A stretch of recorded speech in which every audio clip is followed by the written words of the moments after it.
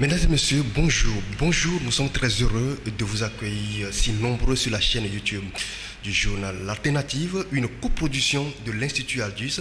C'est le rendez-vous de l'actualité au Togo et ailleurs. Aujourd'hui, dans cette nouvelle aventure, nous avons choisi de parler du social, rien que du social, avec le docteur Gilbert Tcholenyanou, médecin chirurgien. Il est le secrétaire général du SYNFOT, Syndicat national des praticiens hospitaliers du Togo, une organisation membre de la centrale syndicale de la synergie des travailleurs du Togo STT. Docteur, bonjour, merci d'être là. Merci, bonjour Claver. Et comment se porte le Front social? Le Front social se porte comme il peut. Ah d'accord, le Front social, nous en parlerons tout à l'heure avec la troisième édition de la troisième conférence d'Africom qui s'est tenue à Lomé du 12 au 15 novembre 2019. L'Africom, c'est la conférence régionale pour l'Afrique et les pays arabes. Cette réunion a été organisée dans un contexte inquiétant de privatisation des sociétés d'État dans les pays africains. Elles sont cédées, ces sociétés sont cédées aux multinationales guidées par le profit au détriment des travailleurs et des peuples. Une situation qui inquiète sérieusement les travailleurs et les défenseurs du secteur public. Plus d'une cinquantaine de défenseurs des droits des travailleurs et dirigeants syndicaux ont discuté autour d'un thème évocateur. Le peuple au-dessus du profit, les services publics au-dessus de la cupidité des entreprises. Messieurs, bienvenue à tous. C'est l'autre journal, Igidor, où nous accompagne dans ce périple. Bonjour Igidor. Bonjour Claver, bonjour aux internautes. Oui. Docteur, comment vous allez? Je rends grâce à Dieu, je vais bien, oui. Je suis bien portant, c'est l'essentiel pour l'instant. Et voilà, c'est ce que je peux vous dire. Oui, ça fait un bout de temps, on ne vous entend pas tellement. Non, le silence aussi parle beaucoup. Ah bon? Oui, il y a de ces silences-là qui sont plus éloquents que des paroles. Et je peux vous dire que le fait de ne pas nous attendre ne veut pas dire forcément qu'on ne fait rien, mais beaucoup de choses se font. La preuve en est que avant l'Africom de la semaine dernière, mon syndicat a fait une tournée dans la commune de Lomé, dans le Grand Lomé, donc une tournée sur 2 semaines. Et je peux vous dire que la mobilisation est au fait. Nous avons rencontré une base du Grand Lomé très mobilisée. N'en déplaise aux gens qui pensent que le Front social, en tout cas tout ce qui est syndical, est un peu éteint. C'est faux, absolument faux. En tout cas dans la santé, nous sommes très mobilisés, en tout cas au niveau du Grand Lomé, c'est ce que j'ai remarqué. Il y avait tellement d'enthousiasme, tellement de joie à aller à la rencontre de nos camarades sur le terrain. Et ce qui donc m'a permis de lancer pour les semaines à venir une tournée nationale qui va commencer incessamment pour aller à la rencontre de la base de l'intérieur du pays. C'est pour vous dire que la conviction et la détermination des gens n'est nullement affectée. Ça, je peux vous le garantir. Et si d'aucuns pensent qu'ils ont réussi à émousser la détermination des travailleurs de la santé, en tout cas pour ce que je sais, je pense qu'ils se trompent lourdement. Ce silence n'est pas une preuve de faiblesse, il est plutôt une attitude de bonne foi, d'observation et d'observance de l'application des recommandations telles que le gouvernement lui-même l'a promis. On va en parler dans la troisième partie de cette émission. Sur ma fiche ici, il y a une rubrique consacrée à ça. Et maintenant, on va parler dans cette première partie de Africom. C'est quoi Africom pour un Togolais lambda, par exemple? Non, l'Africom, en fait, c'est une rencontre internationale syndicale qui se déroule quasiment tous les 4-5 ans. D'accord, et qui regroupe les pays d'Afrique, Asie et Arabe, d'une organisation internationale syndicale qu'on appelle l'ISP. L'ISP, en fait, c'est l'international des services publics qui rassemble tous les syndicats qui opèrent dans le secteur des services publics. Alors, cette rencontre de cette année, qui est quasiment une rencontre quinquennale, 4 ou 5 ans, alors, est tellement particulière du fait de l'atmosphère délétère qui entoure le domaine du secteur public. Vous n'êtes pas sans savoir que de plus en plus de multinationales essayent de rentrer dans le secteur public en demandant aux États de privatiser des secteurs vitaux et même régaliens qui déterminent le pouvoir d'un État. Il s'agit de l'éducation, de la santé et aussi de la sécurité. De plus en plus, on se rend compte que des États sous-traitent ces secteurs-là à des privés dans le souci de je ne sais quelle volonté je pense, de démission non affirmée de ces États. Nous pouvons citer l'exemple de la France aujourd'hui où s'opère actuellement une réforme tendant à quasiment saper les bases et les fondements du secteur public. Quand on voit le fait que le gouvernement français voudrait diminuer considérablement le nombre de fonctionnaires, quand on voit le fait que le gouvernement français voudrait retirer aux communes, aux municipalités, l'application de certaines réformes dans le sens des services publics, on estime qu'il y a un problème.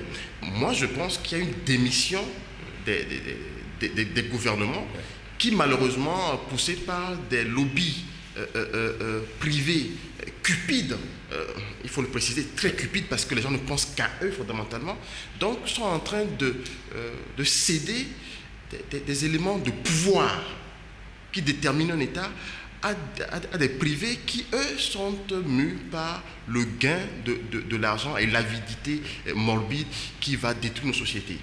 Et donc c'est pour ça que, comme on a vu que ce vent est en train d'arriver en Afrique, sous le slogan du partenariat public-privé, qui est un slogan qui est dévoyé, parce que ceux qui ont conçu cette théorie-là l'ont conçue dans le sens de faire en sorte qu'il y ait une sorte de synergie entre le privé et le public pour aller vers l'épanouissement et vers le développement. Mais malheureusement, la cupidité humaine fait que des gens ont galvaudé cette expression et ne pensent qu'à l'assouvissement de leur cupidité. Donc c'est un peu ça l'esprit qui nous a amené à faire de cette rencontre-là, qu'on a mis sous l'expression très portée des peuples au-dessus du profit des cupides, pour ne pas le dire, pour dire que non, le peuple est souverain, et qu'aucune personne, quelle qu'elle soit, ne peut dominer un peuple. Si le peuple veut s'affirmer, il doit s'affirmer et maintenir sa liberté en disant que non, ses intérêts priment surtout, plus que même les intérêts de certaines personnes très avides. Oui, il faut rappeler également qu'au Togo, 2 syndicats sont affiliés à l'ISP. Il s'agit de la Fédération nationale des syndicats des services publics FENASEP et le syndicat national des praticiens hospitaliers du Togo, SYNFOT. Et je rappelle le thème de cette conférence: le peuple au-dessus du profit, les services publics au-dessus de la cupidité des entreprises. Qu'est-ce que présuppose ce thème tellement évocateur? Et parce que quand on voit un peu le discours de Madame Rosa Pavanelli, secrétaire générale de l'ISP, elle dit ceci, que l'Afrique est l'épicentre de l'envahissement des multinationales. Oui, mais c'est aussi clair que ça. Ce thème à lui seul est simple, il est limpide. Hein. Le peuple au-dessus du profit. Je crois qu'aujourd'hui, c'est ce qu'on voit partout, que nous voyons actuellement en Iran, que nous voyons au Soudan, que nous voyons au Liban. Les peuples se lèvent contre cette cupidité-là.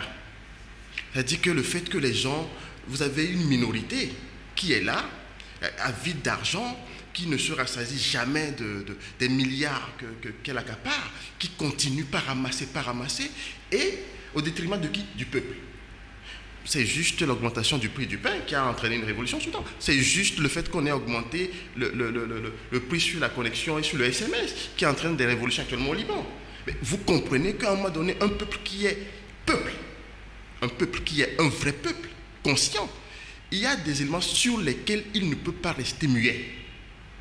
Il y a des pays où on a augmenté le carburant, ils n'ont rien dit. Il y a des pays où on a augmenté le prix de l'électricité, ils n'ont rien dit. Ce peuple n'est pas un peuple. Parce qu'en fait, quand un peuple ne se rend pas compte des éléments souverains qui lui appartiennent, il est là, il se laisse marcher dessus. Donc il était important pour nous, les syndicats du secteur public, qui sommes plus sujets à ces vents de cupidité, d'avarisme, de pouvoir dire à nos concitoyens, à nos peuples respectifs, que le peuple doit savoir qu'il est peuple et donc pour ce fait-là être au-dessus des profits. Un peuple doit savoir qu'il est peuple. Quand on ne sait pas qu'on est peuple, c'est qu'on est mort. Et donc c'est pour ça que nous disons qu'il est fondamental d'éveiller la conscience collective, en tout cas africaine et des pays arabes, sur le fait qu'il est important d'avancer. Vous avez eu des Algériens qui sont arrivés, qui nous ont fait part de l'expérience de la participation active des syndicats algériens dans le processus actuel en Algérie. Comment ils ont participé, pareil pour les Tunisiens qui sont arrivés. Donc il y a eu un échange pour montrer que, non, en tant que syndicaliste, on ne peut pas rester en dehors et en marge de l'évolution de notre pays.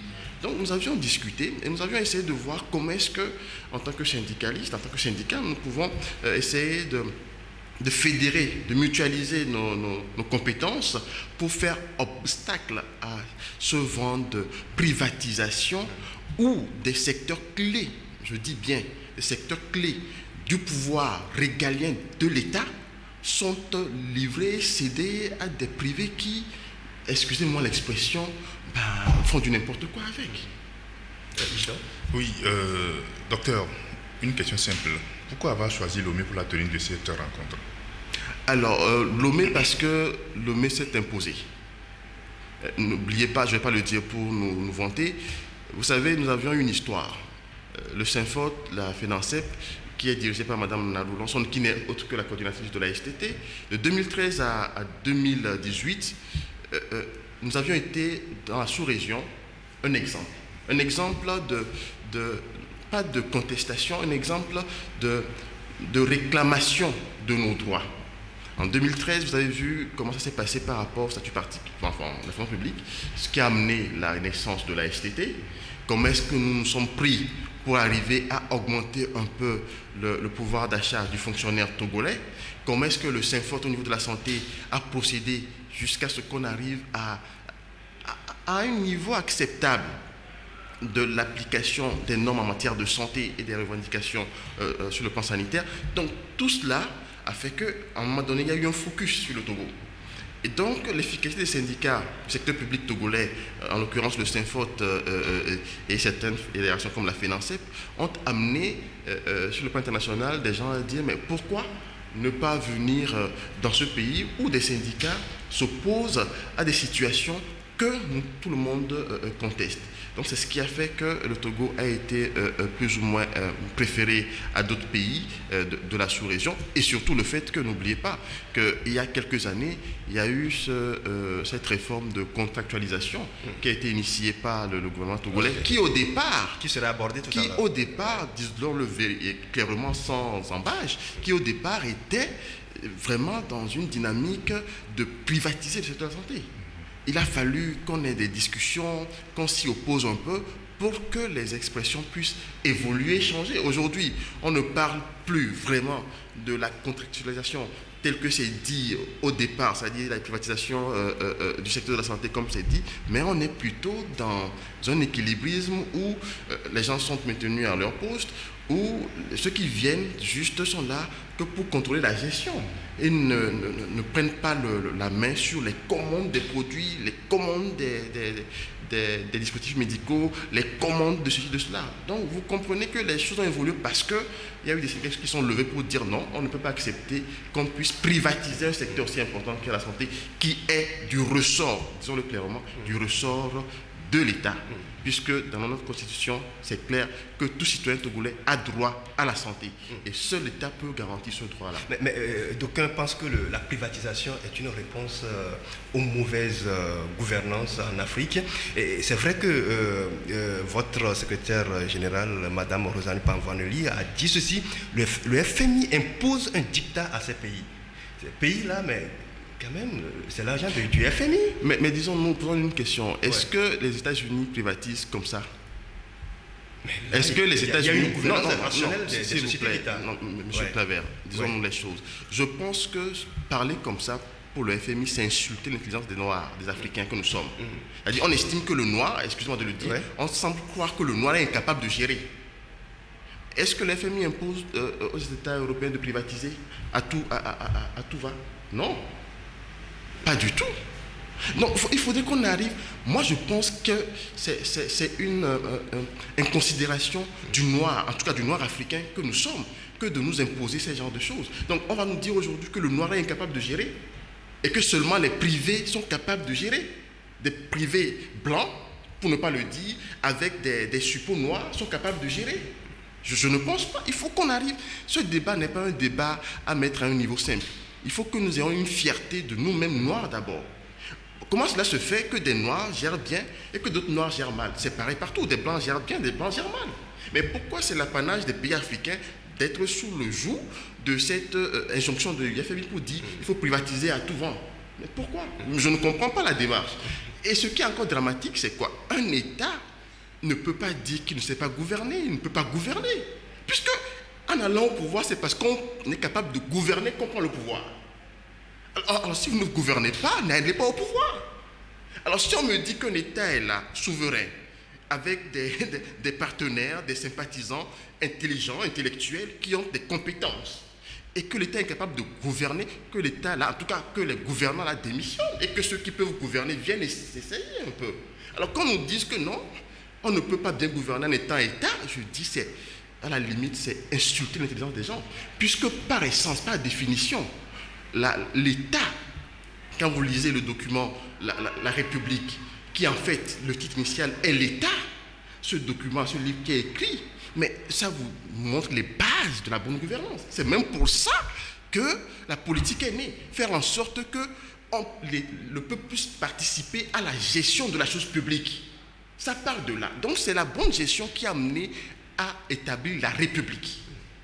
Maintenant, si on nous dit aujourd'hui qu'on a une République qui part initialement du fait d'une bonne gestion, qu'une République est incapable de bien gérer, et que maintenant, c'est le privé, ce que les gens ont combattu par le passé, la monarchie, les clans aussi bien ecclésiastiques que d'intérêt qui entouraient ces systèmes-là, qui avaient le pouvoir sur le bien public, ce que les gens ont combattu par le passé. Maintenant, si on nous ramène ça de manière édulcorée, bien habillé, bien caché, et pour qu'on accepte, je pense qu'on a reculé. Donc, pour moi, c'est inacceptable et inadmissible de nous dire qu'un État qui se respecte est incapable de gouverner, de bonne gestion. Ce n'est pas possible, puisque l'État a tous les leviers pour aller à la bonne gestion.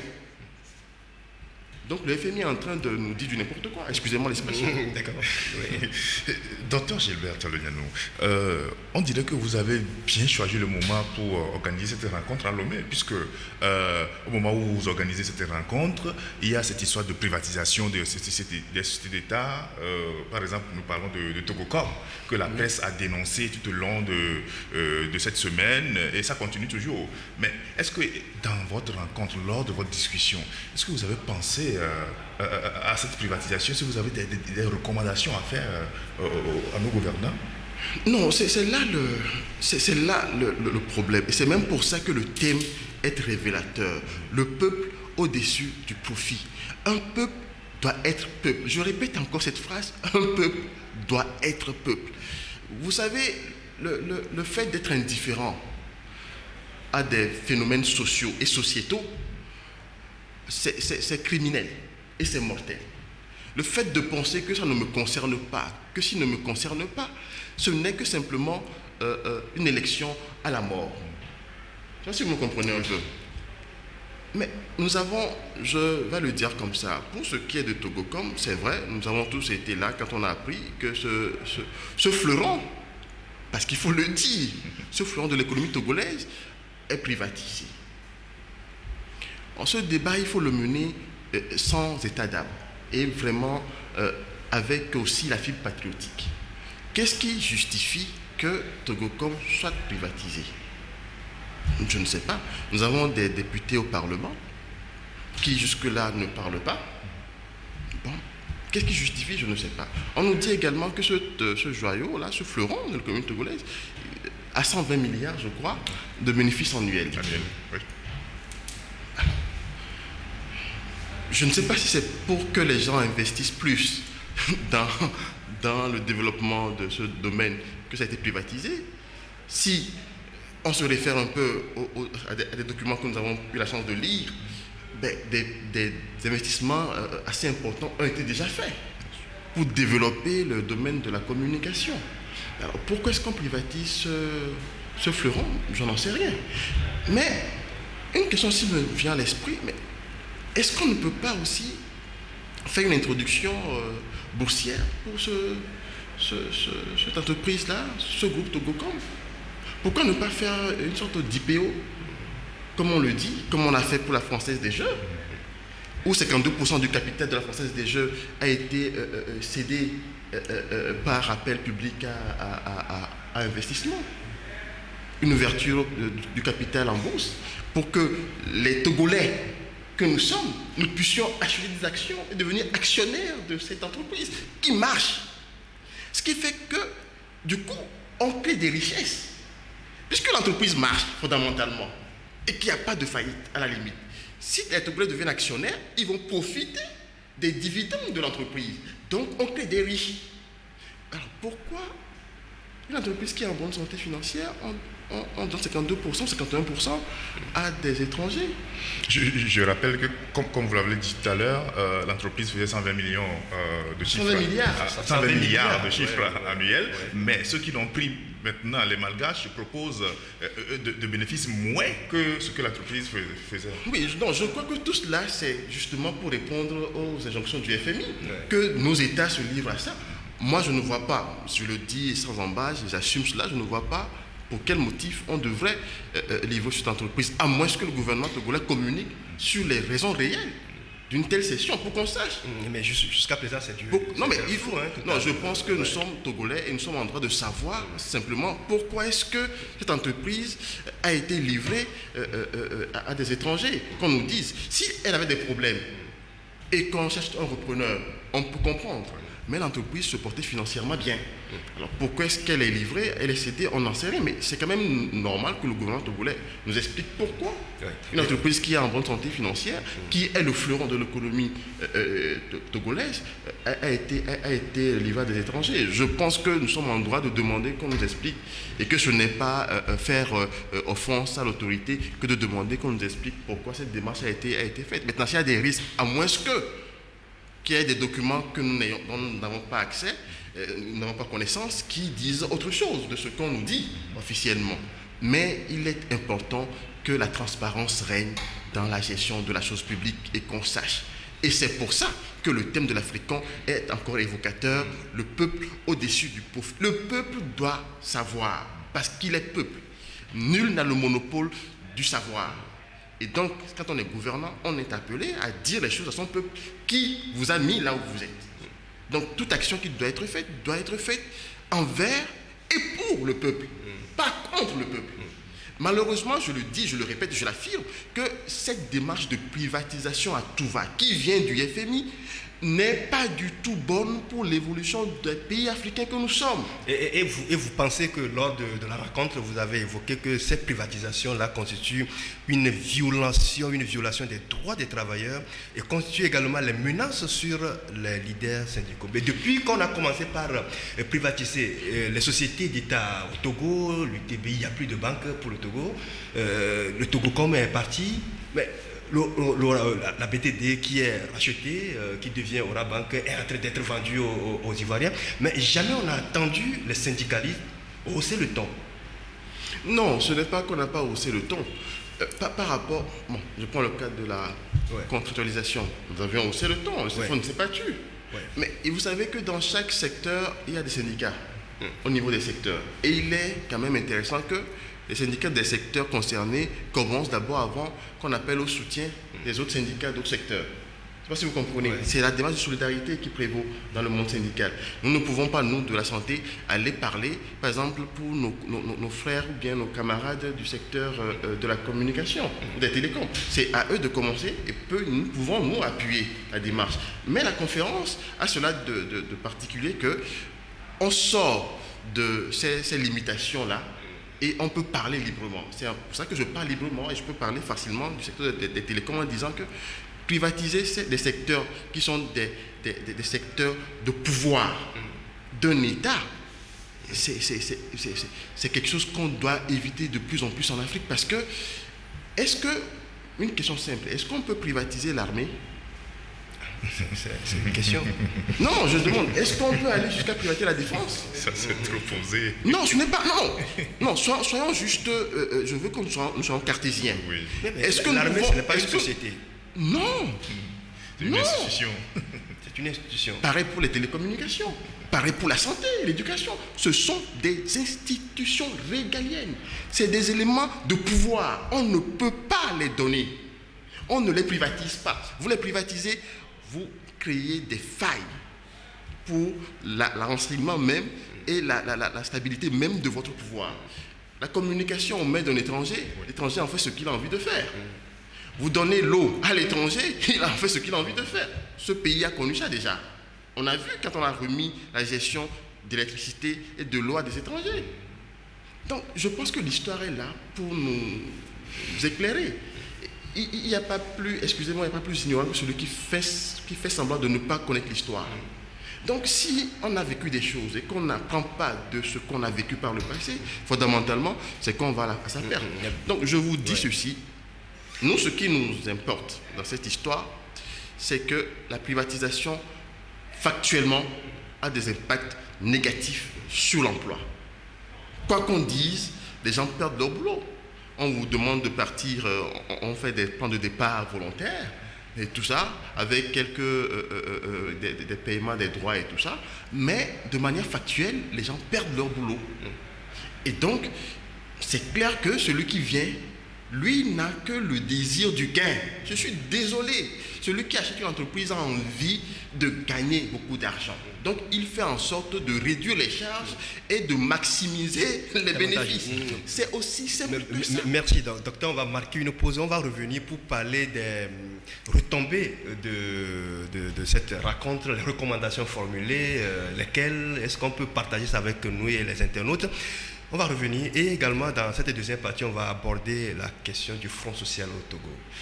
On marque une pause et on reprend dans quelques secondes.